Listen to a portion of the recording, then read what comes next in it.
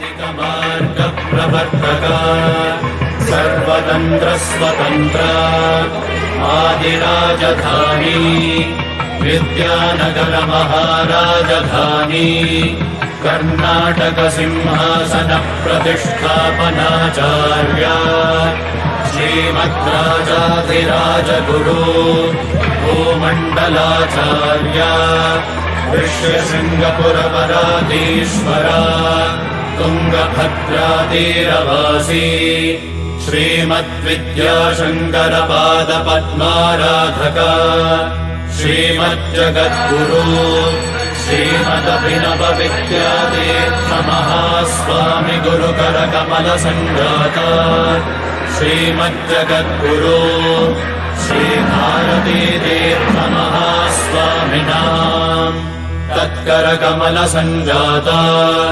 श्रीमज्जगद्गुरु श्रीविधुशेखरभारती महास्वामिनाम् च चरणारविन्दयोः साष्टाङ्गप्रणामान् समर्पयामः।